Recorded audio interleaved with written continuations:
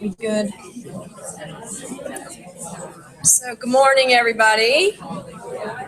We have a larger crowd in the house than anticipated. And for those of you who will get to watch this later, unlike our lesson plan, which was to live stream, we had internet issues that are not related to us. They're related to Time Warner. Of course, on the night before our trying this kind of meeting, they take down major areas to do maintenance, and now they have problems getting them back up. And so for those of you who are back at the ranch, we apologize.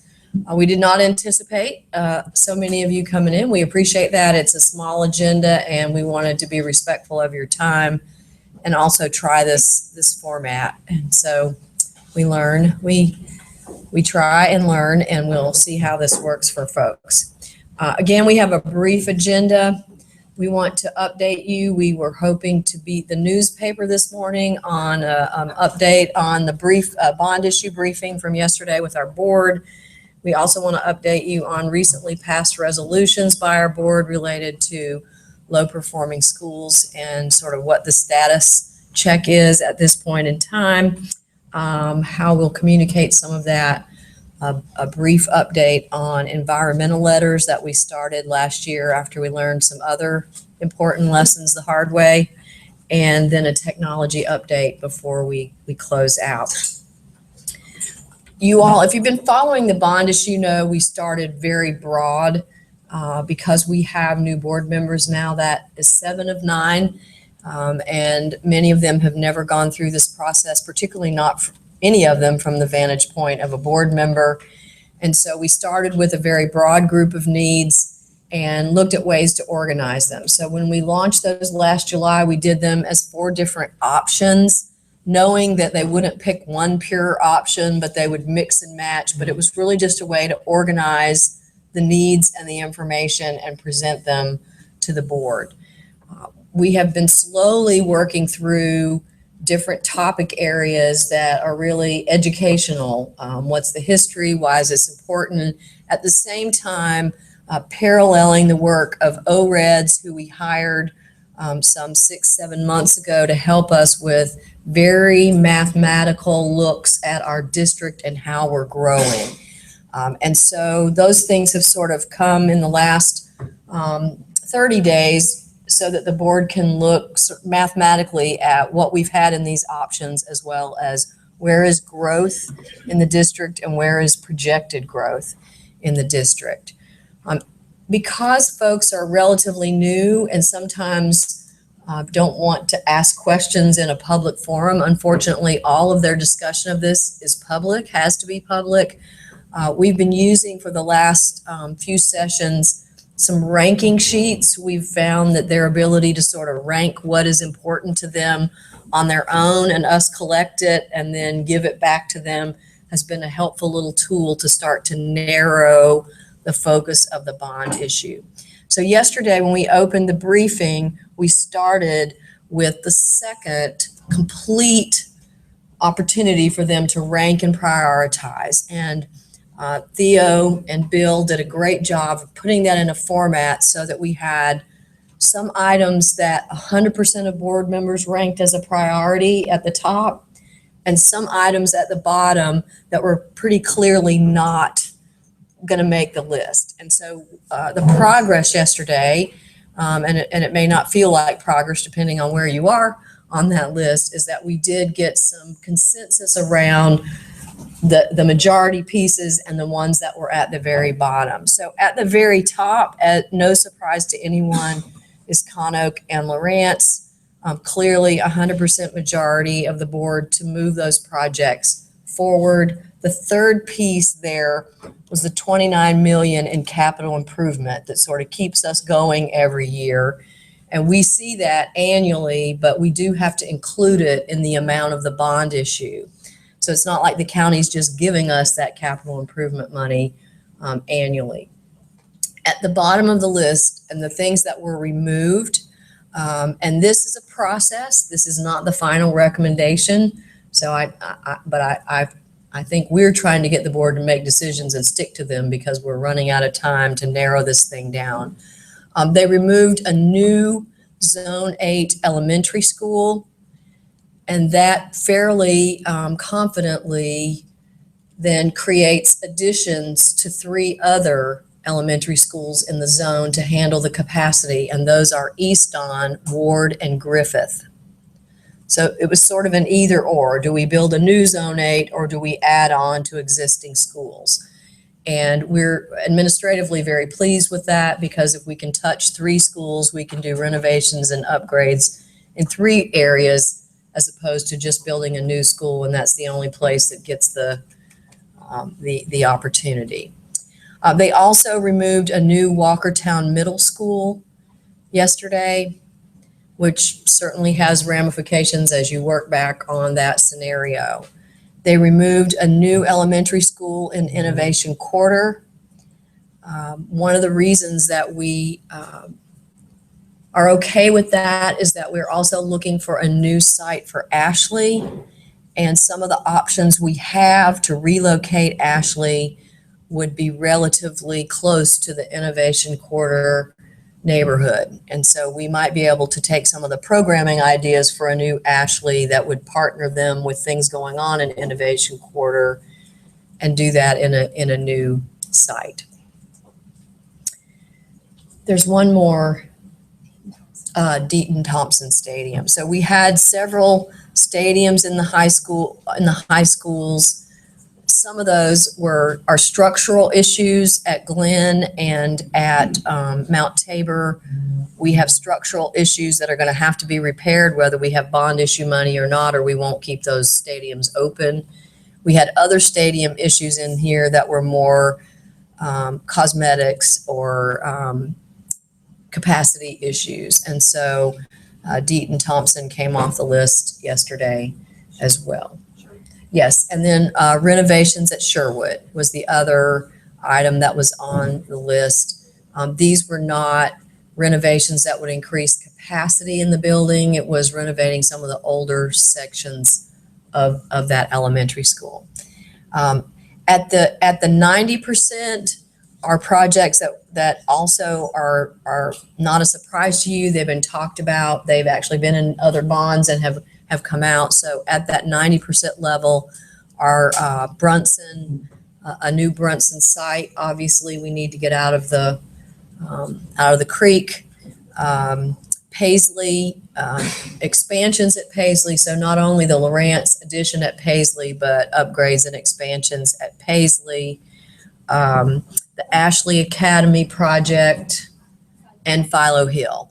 And Philo Hill is a significant increase in capacity, middle school capacity seats, as well as anticipating a second middle school HAG site.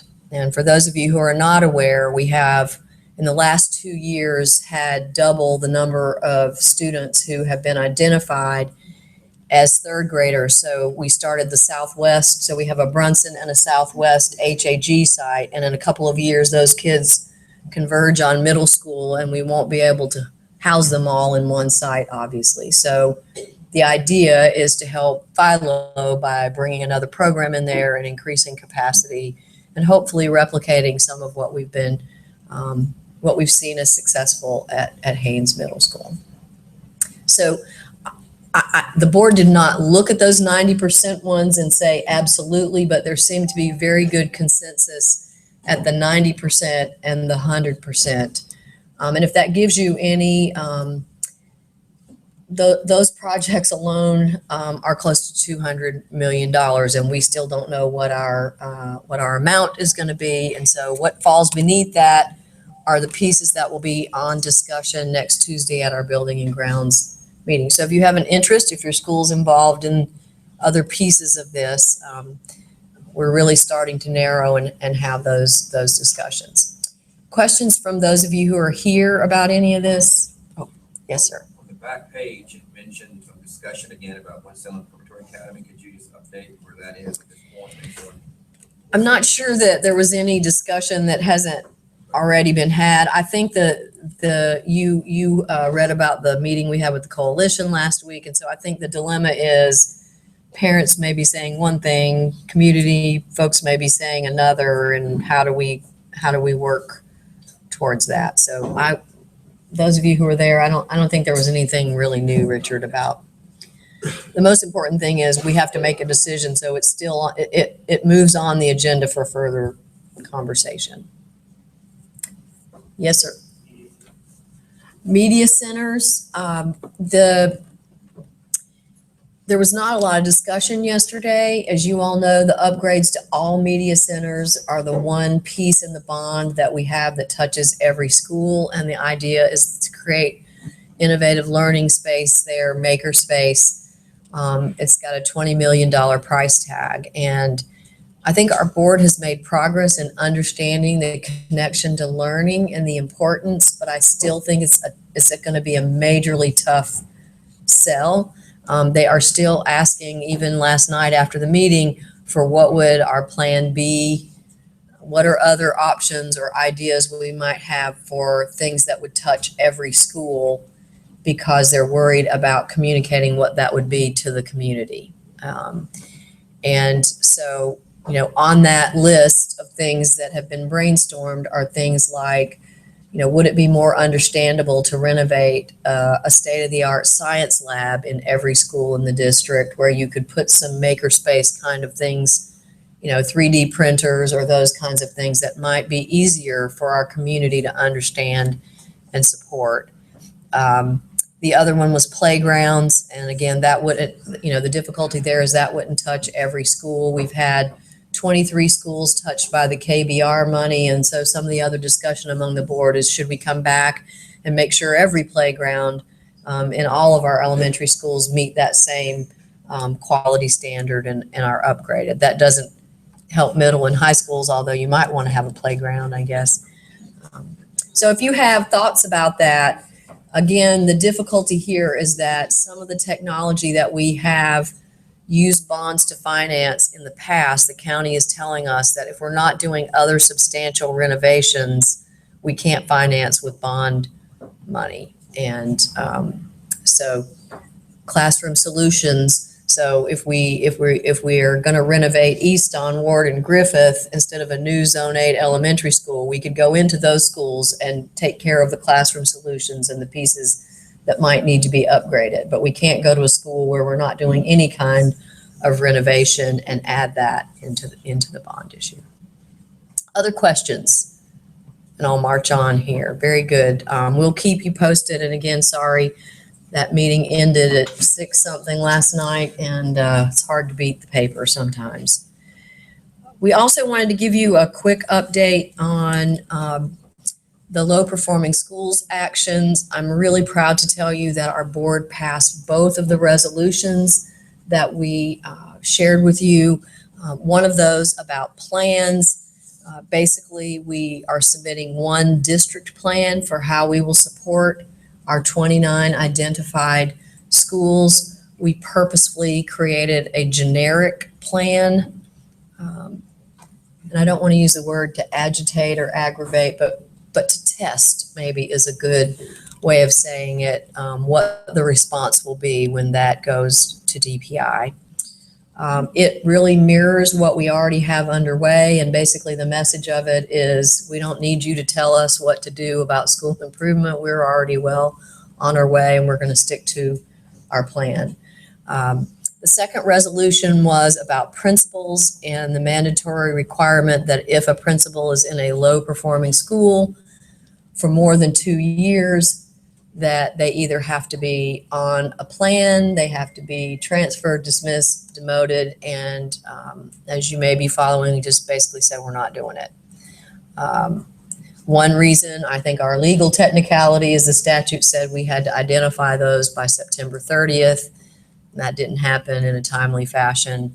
But more importantly, I think it's important for principals to know that the board thoroughly supports the philosophy that if we're going to turn around our most challenging schools and we're going to get qualified people to go work there with energy and joy and passion, we're not going to do it by putting them on plans. And some of us who would be charged with that responsibility just basically say we're not doing it. We can put a principal on a plan anytime we want to. You know that. If we have concerns about somebody, we can work with them. We don't need this labeling process to trigger what we might need to do with personnel. We have gotten a lot of attention. We've had a lot of districts ask for copies of our resolutions, as well as a draft complaint that Allie has prepared in anticipation that we may get some pushback. And our board has already blessed that process as well, meaning once we go through this window where the community and staff can respond, and then we are planning on November 24th, the board will take final action on these resolutions based on the feedback we get. Then they will go to Raleigh. And once they do that, we'll see what kind of response we get. And I'll let Allie speak if she would like to a little more to the legal piece of that. Any questions about resolutions?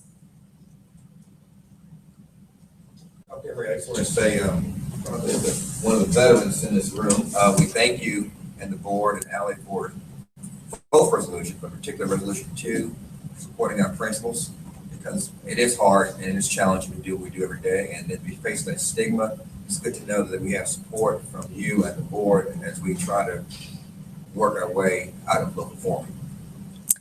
I would also tell you, if you haven't seen the resolution, we cited some research. Marty did some digging for us, and one of our other platforms was a meta-analysis of change research that basically says, 3 to 5 to 7 years to see significant change. And so what we were saying is that this is just not good practice either. I mean, you can't expect someone to go in 2 years and make significant change. And it's very interesting. So I know you have lots of free time. If you would want to look at that, it might also be make you feel supported, is what I'm trying to say. Any other questions about resolutions? If not, I'm going to pass it off to my colleagues to share more with you about mandatory improvement plans and the letters. Thanks. Good morning. So I'd hoped to have a little bit more information about mandatory improvement plans. We had to cancel the webinar last week because we got very last minute notice that the State Board of Education was planning to change its policy regarding teacher observations and evaluations so that its policy somehow matched up or came into compliance with the statute. Because part of the problem that we ran into trying to create a process is that State Board policy does not in any way match up with the mandatory improvement plan process and the statutes. We were having a hard time figuring out how to even go about implementing it. The State Board is meeting today and tomorrow to consider policy changes. And I tried to pull up from their agenda that they posted the draft policy that they're going to look at so I could share with you today. I cannot, for whatever reason, download it. So I'm going to continue to try to do that through the day. And of course, the board meeting is today. So we'll have a much better idea of what the policy change is. So really, I can't give you a whole lot more about mandatory improvement plans because we don't know what the State Board's going to do. I've heard that part of the action is to establish what an evaluation process is supposed to look like for a teacher in a school identified as low performing, because nobody has told us what that's supposed to look like yet. So it was kind of left to us to figure out what's the evaluation process, how many observations, yada, yada, yada. So I think that they're going to give us that information, and then we can move forward with a little bit more confidence about what the process is supposed to look like and also share that with you. So the State Board won't have a final decision until tomorrow. So it's not likely that we're going to be able to pull something together until Monday, when senior staff has had a chance to kind of look over and say, yes, this is what we want to do. And then we'll schedule another webinar like we did last time. So that's the update on the mandatory improvement plan process. Sorry, we don't have more. If you don't have any questions, then I'll turn it over to Alex to talk about the letters. That question, I know we don't have any answers yet, but if you guys move forward and your senior staff, just keep in mind the process we're currently doing, and if we have to go to 3 or whatever, that how that's going to really Yeah. impact what we do. Right. And also our instruction in the buildings. Yes, thank you for, so Richard's point is a good one. Please, as you come up with a process, keep in mind all the other stuff that's on our plates, that we can't go out and do 3 evaluations or 3 observations for everybody that we need to evaluate. What I can tell you is that we had a lot more flexibility when we were trying to come up with our own process before the state board was giving us a specific definition, and we'd kind of figured out a way to not have to do that many observations. And if the state board doesn't add in an extra observation requirement, then I hesitate to even say this, but I think that what we're going to be looking at is teachers who have been teaching for 3 or fewer consecutive years in your school or in the district.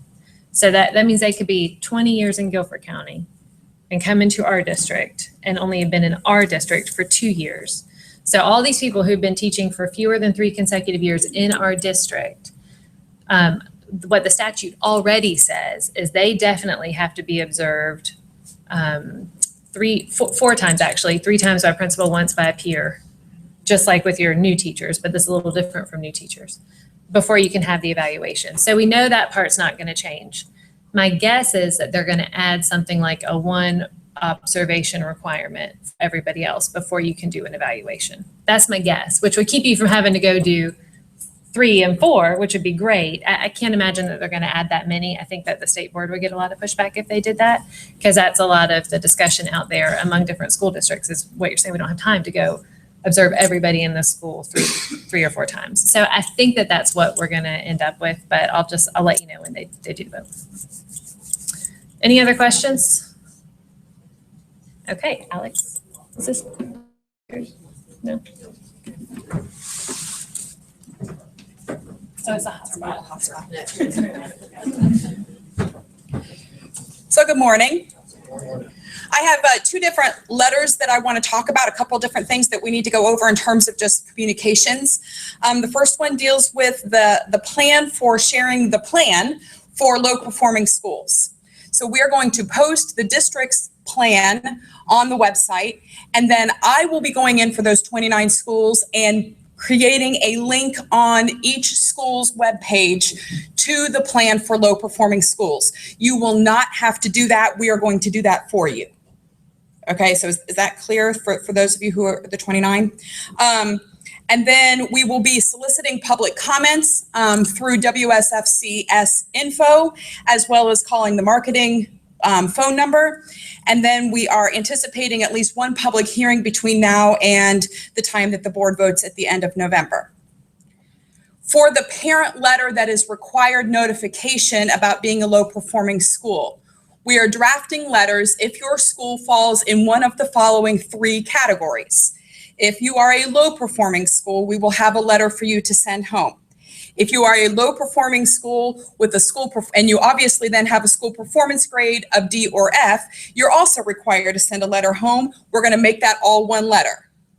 In addition to that, if you are a focus or priority school, we're going to put all 3 of those into 1 letter so that we don't have to have multiple mailings home.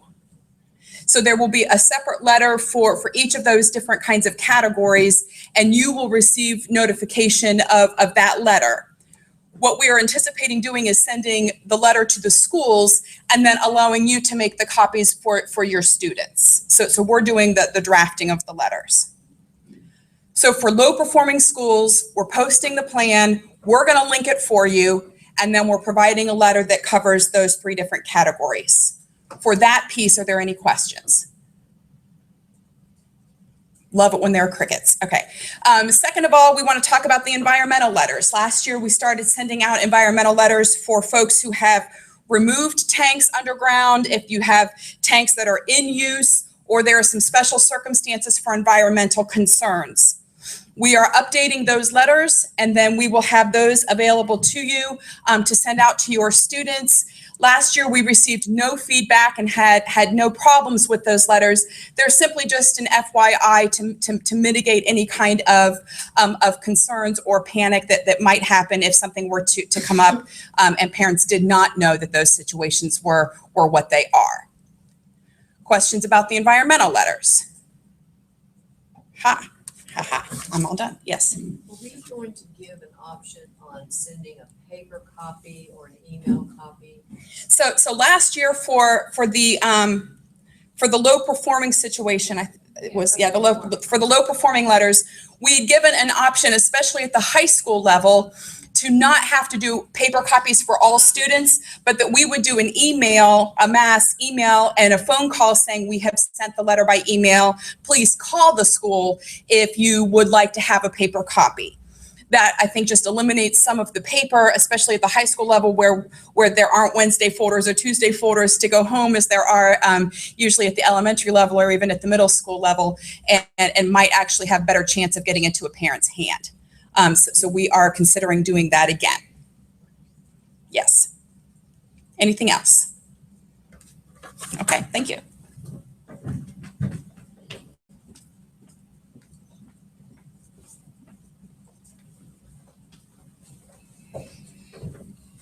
Good morning. We apologize for the connectivity issues this morning. It's Time Warner out of our hands kind of problem. So that all that really means for you guys is that you're paying extra attention because you're not doing other things, right? So I wanted to spend just a few minutes to talk to you about a couple technology updates. Some of these things we're going to cover in your level meetings this month, but with the time that we were given this morning, it's good to get some of this information to you now. So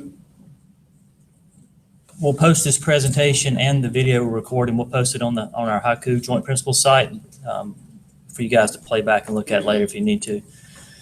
For the big ticket item is our Chromebook deployment. You've been hearing a lot about that. We met with your tech facilitators and with your district assigned technicians. We met with them this week. Start the planning process of how we're going to handle this. The order was placed last Friday. So we're within 3 to 4 weeks of some things starting to show up at your school. So I wanted to take you through some of the bullet points of how we're going to handle this, get you to start thinking about how you're going to help us coordinate this at your school and some of the responsibilities that we need. I have a couple of samples show and tell here. So this is the item that we're buying. It's an HP. We'll pass these around. So we're able to etch those with our logos. So this is the device that's coming to your school. We'll take a look at it.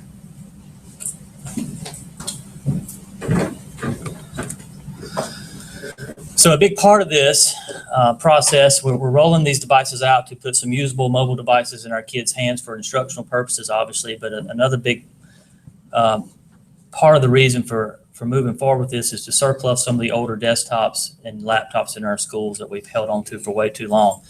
So just to talk about that just a little bit, our Windows XP, everything running Windows XP operating system, that's our target. We've got to get rid of that stuff. Can't test on it. There's security updates are no longer available, things like that. So laptops and desktops that are running Windows XP that cannot be upgraded to Windows 7 are some of the devices that we want to move out. Those models, you guys are probably not familiar with the models as much as your tech facilitators and our technicians are, but that's everything below an M58 on the Lenovo and Dell side or below a T400 on the laptop side. Don't worry about that. Your folks know what that means. There are a lot of what we call our solution carts out there in schools that are running older desktops, some of which are also running laptops that are running Promethean boards or smart boards or flat panels. So we're going to need to upgrade the memory in those, which we'll provide that from the district. Your tech facilitator has been told this, or we're going to need to move from that laptop to this teacher-issued laptop to run it. Okay. We distributed a lot of red dot stickers this week to your tech facilitators and our technicians, and they're moving through your schools. They started this week, and they're going to label the devices that meet this criteria that we're planning to surplus. So they're putting a red dot on monitors and CPUs and laptops. And we've asked them to have that process done by November 24th. So around that Thanksgiving break, we're hoping to have everything tagged that we're planning to move out of those schools. Okay. And like I say, it's based on the criteria of Windows XP or the models that we referenced here. We're sending a form. We haven't sent it yet. We'll be sending a form out to those folks for them to give us some estimates of what that quantity of devices looks like at your school. I don't see Chris here or Carla, but we're talking about, Chris, it's probably 10 to 12,000 devices is what we're anticipating that we're going to retire with this process, which is great, in my opinion. So 24th on that, we need you guys to help us identify that staging area for the surplus pickup. Many of you already have that area in your school. We do normal surplus every year. This is a little more massive, of course, because there's gonna be a lot more equipment coming out. So we need to identify that area. And Dr. Emery and I, we talked to you at the meeting we had over at Benton Convention Center. I believe that's where we were, about your teachers. No, we were at Bridger Fieldhouse. About your teachers being involved with helping us move this old equipment. Now, I've already heard some pushback. I don't remember what schools it was. I've heard some pushback. Some principals are saying, well, no, teachers aren't going to do that at my school. We need your teachers involved in this process because we can't handle the amount of physical work it's going to take to move this equipment to the staging area. So please help us with that. And here's how I see it. If we're already labeling devices this week, there may be devices in teachers' rooms that aren't working. I know that for a fact that there's some old desktops in schools, in classrooms that teachers aren't using because they may have a cart of laptops there. If that stuff's just sitting there and the staging area is already identified, they can start moving it now if it's not in use. So it doesn't have to be, by 3 o'clock on December 1st, everybody move your stuff. We can start moving that, and you guys can handle that. Whatever works best for your school to have your teachers start staging their old equipment. And we'll get the estimates in, and Carla and her staff are going to start working with the surplus company to go ahead and starting now to start running the route to pick up some of the older equipment. So help us with that. Obviously, stuff that's in use, we need to kind of wait and time it around the delivery of your Chromebooks. And we'll talk about that in just a minute. Any questions about that part? Kevin, Yes. please don't forget that Title I schools will need to complete a disposition form. And that's just simply listing the equipment that you're getting rid of, set the title of the disposition. Glad you said that. So Patsy's point was about the Title I disposition of retiring Title I purchased equipment. We need to make sure that's logged. We'll put that in the same form that we're asking your tech facilitators and our technicians to fill out. Also, the asset labels, the blue tags we call them. A lot of this equipment is asset labeled, and we've got to make sure we record that number in order to take it off of our books. Otherwise, when you get those fixed asset audit reports, they're always going to show up around that. Amanda? How often are they gonna pick up? Because some of our schools are used to capacity, to Right. provide an extra space. You Right. don't wanna get into fire trouble, with the blocking things. And I don't- this is gonna be a ton of computers. Yeah, I don't know yet. So I would say, even though I just said start moving as you want, let me get the estimates in of how much equipment we're looking at each school before we really start getting crazy about moving a lot of stuff, because I don't know how often we can send. I don't know how quick they can get to your school when they're running 81 schools. This whole process around the surplus, we're going to roll the Chromebooks out around December 1, starting in that time frame. But I can imagine that the surplus pickup extending on into January, February, because it's going to be so much stuff that we'll have to keep coming and getting out of your schools. So help us figure out what works best for your school. So the timeline, as I mentioned, we placed the order last week. These devices are being staged up. They're doing the etching and the enrollment into our Google domain. I sent you a questionnaire that I need you to fill out. Many of you already have. Some of you are having a couple problems with this form, but I think the form's fine. We checked it. So use Google Chrome as your browser if you're having trouble. Maybe IE is giving you some trouble with it. But this form, if you haven't seen it yet, real quick, we need to know your name, your school, the contact person. We need you to identify a contact person that's responsible for receiving the shipment of Chromebooks that are coming to you. All of you should have received an email from us this week that identified the quantity that you're getting as well. These devices are going to come in what we call green shipping. So they're not going to be individual boxes. They're going to come in larger boxes with foam inserts, so they'll be kind of slotted in there. So each pallet's going to hold 162 devices. And the pallets are 48 by 60. And they need to get in a door somewhere. So that's some of the other stuff that we're asking you here. We need to make sure that we've got a delivery place, a location identified. If it's a double door, similar to the door behind Gary back there, most of those in your schools have a center divider in them that those need to come out. If that's your delivery location, if you're going down a hallway, all those kinds of things we need to know before we show up at your school. A few other things we've asked you. I won't take time to read all this to you, but please take time to go into this form, fill this out for us as soon as you can, so we can plan the logistics around getting all this into your school. Questions about any of that? Jackie? I think it was, Carlos also designated that we need to be barcoded and tested. Yeah, so we're still kind of kicking that around. So if you barcode and inventory instructional supplies into Destiny at your school, you can treat these Chromebooks in the same manner. We are not going to put fixed asset tags on them. This is a $190 device, and talk to finance. We're not going to worry about putting them in there as a fixed asset because there's 18,000 of them. But we're all going to have an inventory, an online inventory by serial number that all of you will have access to, so you know what your inventory looks like. But yeah, if you want to inventory them, barcode them through Destiny, however you want to manage these at your school, that's up to you guys. Let me see if I can find where I was here.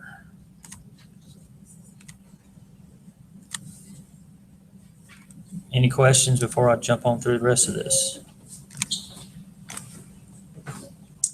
So power, a lot of, as part of that form, we need to know what are you going to do with the Chromebooks that are coming your way.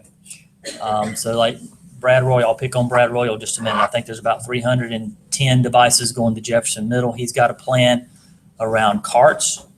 You remember our discussions, we decided not to put any district money towards the carts, but if you have local funds or other type of funding that you can buy carts and you want to do that, that's great. Some schools are going to put devices in their classrooms where the old desktops are coming out. That's a great plan as well. Around that, let's do not string up power strips or anything power related, because if you think about it, if you're pulling out 3 old desktops, those take how many plugs? 2, right? So for every desktop, you could plug in 2 Chromebooks without increasing any power consumption or power outlet needs. Should drastically lower the actual consumption because these devices pull a lot less power than an old CRT monitor and that kind of thing. So no power strips stringing up. I don't want Wayne and David Prudhomme chasing me down about fire codes and all those kinds of things. So you should not have, unless you're trying to put a massive number of devices in a single classroom, you should have plenty of power outlets, and we should see a decrease in the power consumption in that room. Yes. Okay, until we kind of know how many have to be replaced, Right. It's hard to make a plan of what you're going to do. We're Right. trying to get that from our tech facilitators. Right. But if you're going to do it, let's say in 4th grade, you were going to give them more more of these Chromebooks. Right. Are we allowed to have a power strip where we can do, because we can't afford the cart right now, can we do like on 2 power strips, you could do 12? Yeah, there's nothing wrong with the approved power strip and the way they need to be installed in our classrooms, and everybody's been around long enough to know that you need to follow the guidelines that the electrical department puts forth for that. So if you want to do that, that's fine. I just don't want to see power strips chained together and plugged around the room and strung across walkways and things like that. Yes. Kevin, is there any way that we can mass purchase carts for those schools that want to, so that there's no delay in carts being delivered? I can look into that. I was going to talk to you about the cart in just a second, but we've standardized on a new cart that I sent a link to you guys over the weekend. But we'll talk about that. So just on that thought, make sure you've got a plan of what you're going to do with them. We need to know, are they going in carts? Are you going to put them in classrooms? Are you replacing labs with them? Are they going in the media center? You need to have a plan for this and how they're going to be distributed.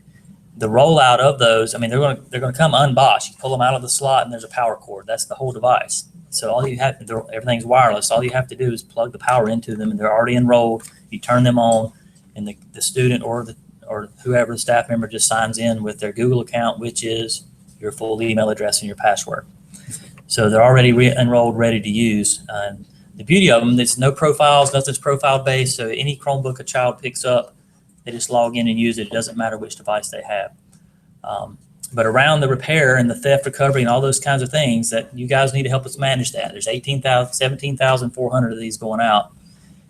And we will give you an inventory. We'll know if they go offline. We won't see them for a while, but we're not going to be able to tell you that it's down the road with Johnny at his house. You know, back in the day when we were buying CompuTrace on our Windows laptops, we could track that kind of thing outside. We're not going to pay that extra money. It's like $40 per device to do that in order to have that type of theft recovery on a $190 device. So figure out how that works for your teachers. If you're putting carts in there and then these carts are already pre-numbered, you can number the Chromebooks and correspond them with that slot in that cart, and maybe that student picks up the same device each day. Whatever works for your teachers, just help manage the devices, because when they hit your school, they're yours. We don't have the resources or the manpower to help you keep up with them. And there's pretty good large quantities going to some of these schools, which I'm excited about because we've been needing this for a long time. So around the repair, we're gonna do some minor repairs. You know, kids are notorious for taking keys off of laptops and spelling words that shouldn't be spelled on laptop. We see it all the time. They pop them off just because they can be popped off.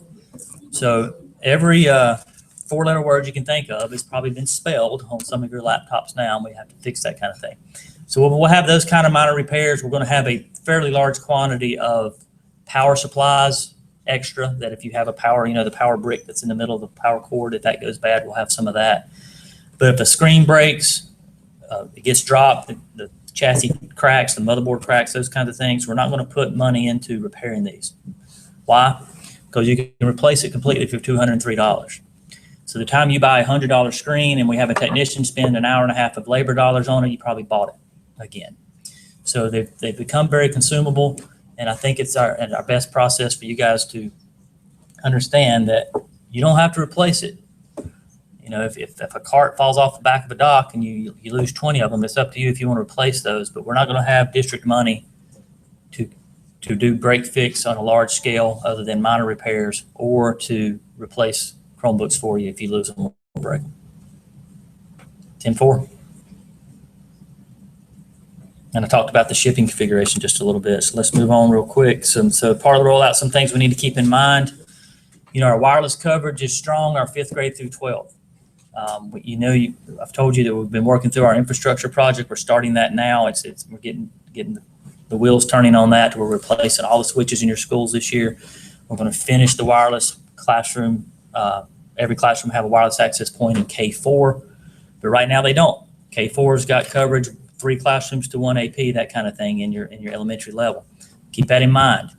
We rolled out a lab of 32 Chromebooks at Union Cross this year early.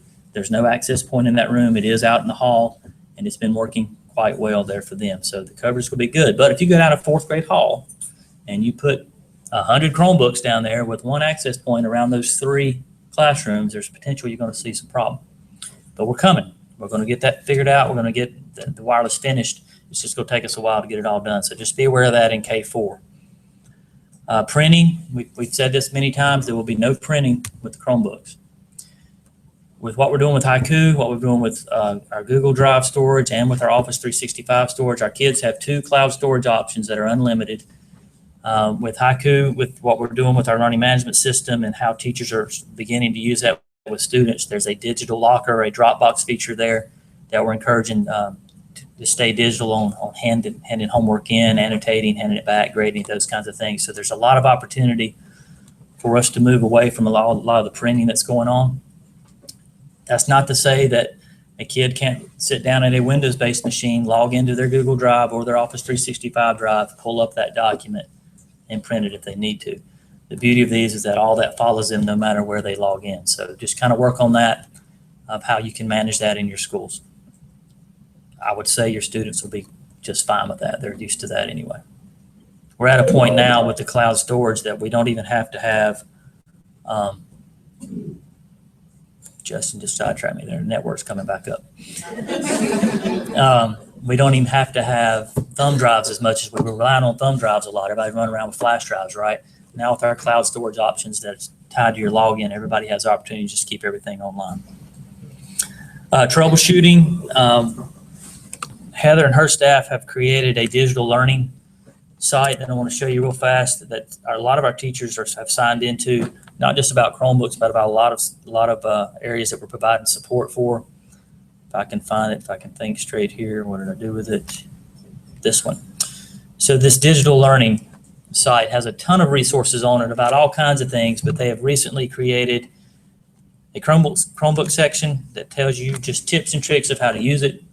Things such as there's no right click.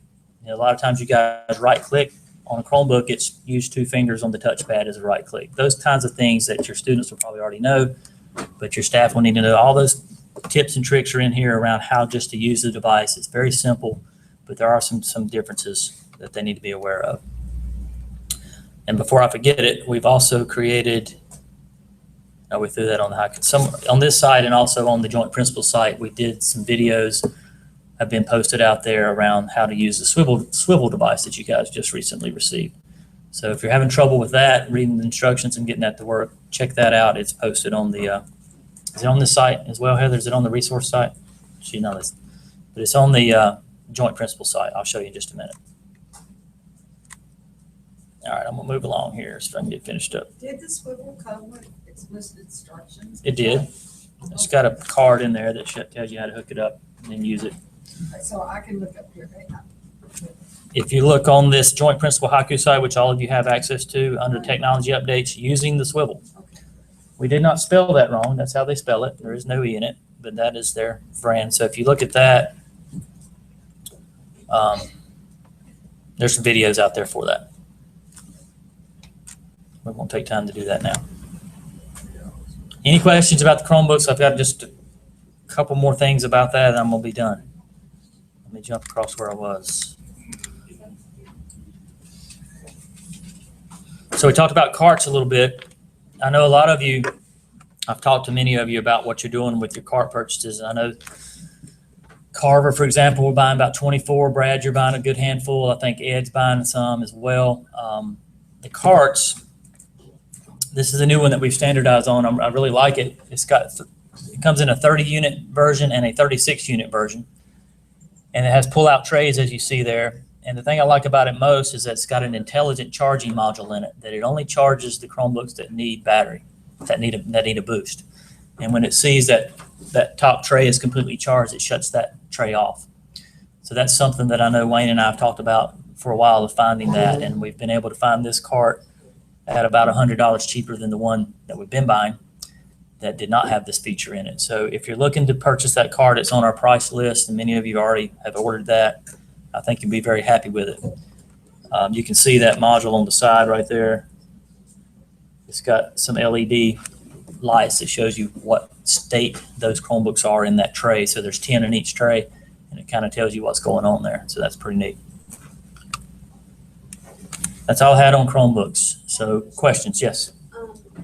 Like when you order those, but I know it's kind of a month, maybe take a while for them to come in. So will they work with any of their own cards? Yeah, that's a good question. So the question is, if you have old carts in your school that maybe you're retiring some old R52s and T60s and things like that out of, yes, of course, reuse those carts if you'd like.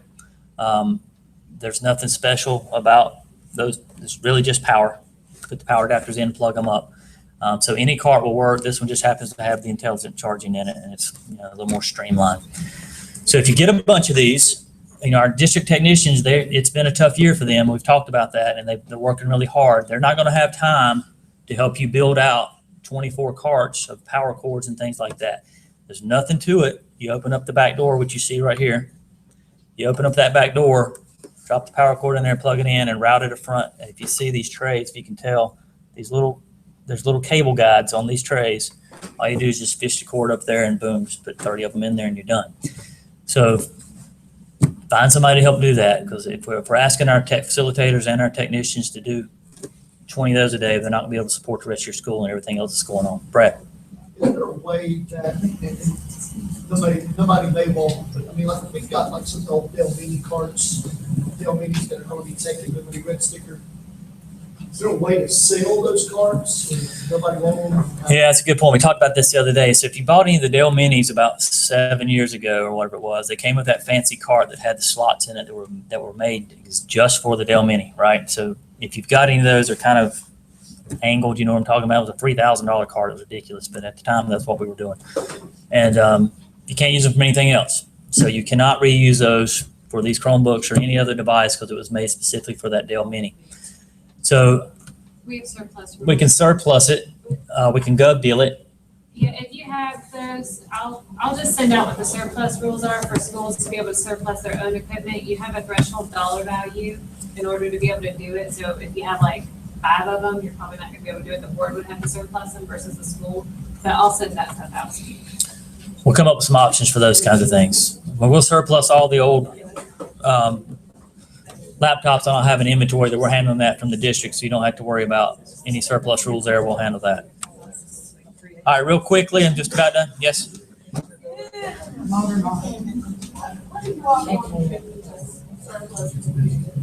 Surplus computers are picked up by a company that we have a partnership with. We've been using for about 3 or 4 years, and they take the equipment at no charge to us, and they recycle it at a facility over in Rowan County, and they destroy the hard drives and they recycle the metal. Many times we have to pay companies to come do that. This company takes it at no charge. I'm sure they're making their money off of what they're recycling. We may actually get paid for this large quantity because once you reach a certain quantity, they do pay you because there is value in some of the metals that are in those cases. So it's basically using a certified refurbished surplus company that's going to take care of that for us. Kevin, what's the projected battery life? Projected battery life is about 10 hours on these, 9 to 10 hours. And it's, from what we've seen, we've got a couple sets of these we've been using for a while, and Heather's folks use them a lot. They've been pretty strong. Things, an individual smart charger for a unit. So that you're not For an individual unit, Yes. I'm not aware of one, but there may be something out there. I mean, the rule of thumb with any laptop has always been, don't leave it plugged up around the clock. You want let it charge and then pull it and use it and let it run down, then recharge it. But that's kind of hard to do in our classroom settings sometimes. All right, just a couple more. Anything about Chromebooks? We're going to talk to you again in the week of November 15th week. I think we're together with your smaller meetings. We'll get into more detail. I'll know a little more about the delivery schedule. Let me say this. You will not have a shipping freight company show up at your school. We are shipping all of these to a central location. We're going to stage them in there about 5,000 at a time, and the vendor that we awarded the contract to will be delivering those with their personnel. They have trucks, so they'll be calling your contact person ahead of time, saying, hey, we're heading your way tomorrow with 700 Chromebooks. So we're going to have a little more coordination there. It's not going to be just out in the open of freight companies just showing up whenever. So I think we'll have a good control of when it's going to actually arrive at your school, and you'll know a day ahead of time. Yes. We had some delivery of equipment and they came without a truck that, had a lift to go down. And so we had to tear it all apart. Right. And bring it all piece by piece. So if there's, I don't know, just that seems to be an issue sometimes. Yeah, a lot of times the trucking companies do that. With this particular rollout here, they are bringing, if you guys have seen the car hauler, like NASCAR car hauler trailers that are low with a big roll down gate, they're going to bring them in those, or with a box truck that has a lift gate on it. So we've definitely anticipated that. Okay, infrastructure project, which infrastructure is your wireless and all your switching in your closets. I'll just say this briefly that we're starting. We've got staff working this weekend. Actually, they're going to be rolling out a school to get our process started. So we'll talk to you more later this month about the scheduling of that, and hope you guys can help us be flexible on getting into your school, stripping everything out of the closets, putting in new switches. Everything's going to be faster and better, but it's going to be a pretty tough year to get all that done. So stay tuned for that.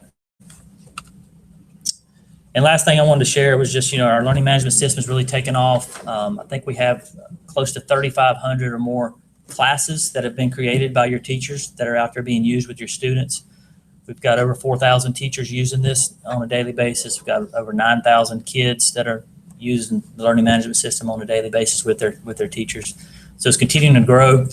And the beauty of this, everything's kind of coming together. I'm excited about it, that the Chromebooks play right into this. I mean, what better way to utilize the learning management system than using the Chromebooks for this purpose, for your kids to interact with your teachers and to go through their lessons.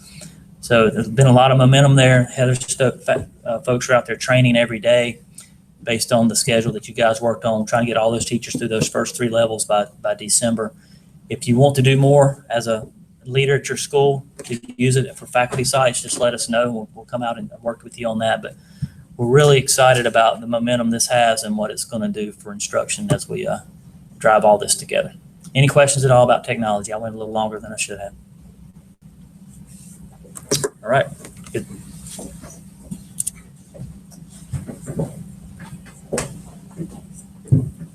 Thanks, Kevin. So for those here and those out who will watch later, I just want to be the mama just a minute about this, because I think sometimes we can look at a form we have to fill out, we've got to find a staging place, and starts to grow a little anxiety. It's more for me to do. So I just want to ask you to step back a minute. 2.5 years ago, when I walked in the door of this district, one of the number one things you folks said was a problem was technology. In fact, I still have the big chart paper from our first admin retreat. Remember, we split up in groups and we talked about problems and solutions, and almost every single group, what landed on your sheet inequitable technology, infrastructure, you name it about technology, it was on there. And so if we ever doubt our capacity to change and improve, I would lift up what's gone on in our technology department as one of the finest examples of what you can do in a 2-year period. Great leadership, great team, organization. You rank it high in customer service, complete turnaround in terms of philosophy, right? So we go from every man for himself out there, if your PTA can raise it, good, to infrastructure corrected. And in the last 2 years, $5.4 million invested in devices. It's a new world, and it's going to have little bumps and bruises to it. We've all got to pitch in, but I want us to remember where we were and where we're going, because what has happened here is nothing short, in my mind, of miraculous. And part of that is due to not just the boots on the ground kind of work, but the fact that folks in this department also really put in a huge effort, because $8 million in infrastructure, which could have probably taken us years to accomplish, while it's going to be hard for them in 1 year to do all these switches and roll this out because we won that award, they have to do it in a year. But that's our federal tax dollars we pay in our phone bills every month that's coming right back into your schools. So in some places, 16, 17, 18-year-old switches and closets. When this project is done, both the infrastructure and the wireless access, I believe, will be as fine in this district as anywhere you will find in the country. And I think our methodical approach to devices is just smart. And so I want you all to help me close this meeting by getting on your feet and showing our technology leaders how much we appreciate what they do.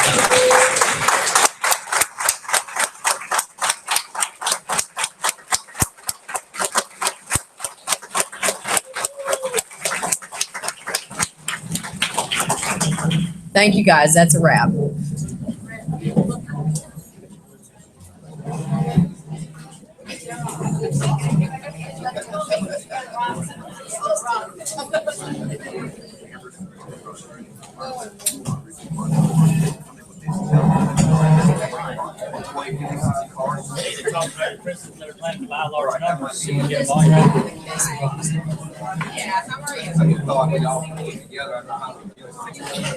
I need to send y'all an email. I need to find out who's buying what. So it's like get one. Let me send you a little quick survey. And I'll send you some numbers. If it's 100, then I probably can do something, I bet. Yeah.